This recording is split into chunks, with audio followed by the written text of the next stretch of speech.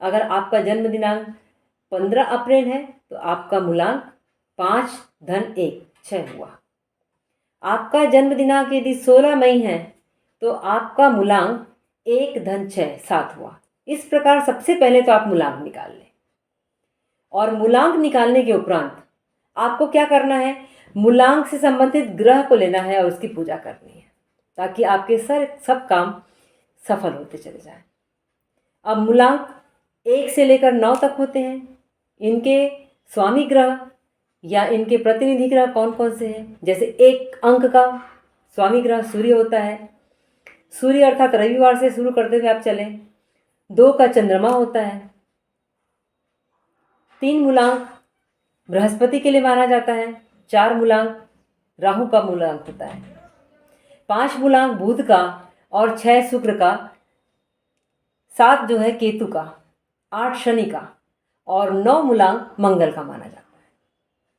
आपने अपना मूलांक निकाल लिया, जन्म तिथि का योग किया, जो जन्म तिथि आई उसे आपने मूलांक मान लिया, उसके ग्रह भी आपको जानकारी हो गई।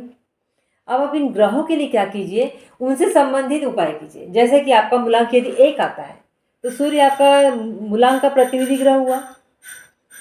सूर्य के लिए आपको क्या करना है, आदित्य हृदय का स्रोत करना है और साथ ही साथ आपको सूर्य को जल देना है। अब आपका मूलांक 2 आया तो 2 के लिए आपको क्या करना है, 2 चंद्रमा का अंक है, इसीलिए आप चंद्रमा को दूध और जल मिलाकर अर्घ्य दें और नमः शिवाय पंचाक्षरी अक्षर का जाप करें। चंद्रमा के धारक ग्रह चंद्रमा ग्रह के धारक कौन माने जाते हैं? शिव जी माने जाते हैं। शिव जी की उपासना करें। 3 मूलांक आया।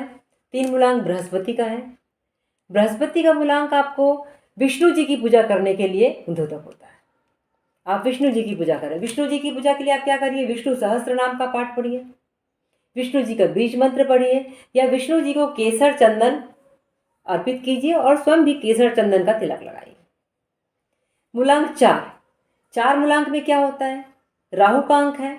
तो राहु का मूलांक होने के कारण आपको राहु के उपाय करना है। और राहु के प्रतिनिधि या स्वामी ग्रह कौन होते हैं? राहु के लिए आपको काल भैरव की उपासना करनी चाहिए। काल भैरव का मंत्र पढ़े, काल भैरव की उपासना करें, काल भैरव को काली वस्तुओं का दान करें। मूलांक 5 बुध का प्रतिनिधि ग्रह होता है। बुध का जो स्वामी है वो मूलांक 5 है और 5 का स्वामी बुध। बुध के लिए देवता कौन से होते हैं? गणेश भगवान। आप गणेश भगवान को अर्घ्य दें। गणेश भगवान को दूर्वा और गुड़ मिलाकर लड्डू बनाकर दें। गणपति के बीज मंत्र का पाठ करें। मूलांक 6 शुक्र का मूलांक है।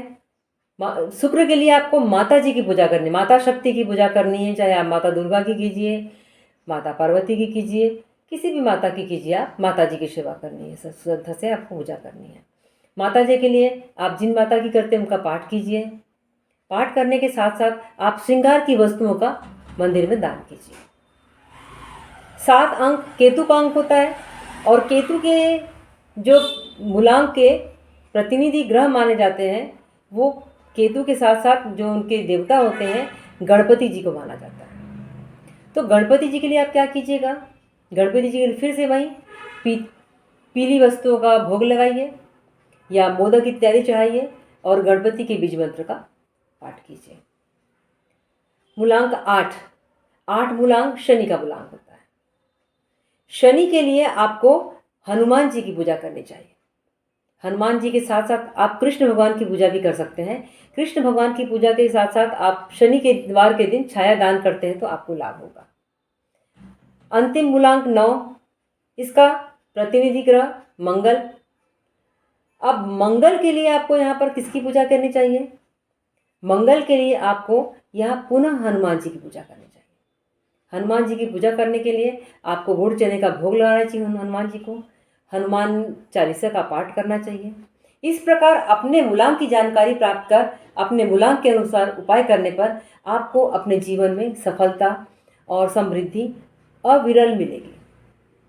ऐसा करने के लिए आप अवश्य मेरे चैनल को सब्सक्राइब कीजिएगा। मैं नए नए वीडियो लेकर आती रहती हूँ। फिर आऊँगी नया अद्भुत और अनूठा वीडियो लेकर। तब तक के लिए नमस्कार।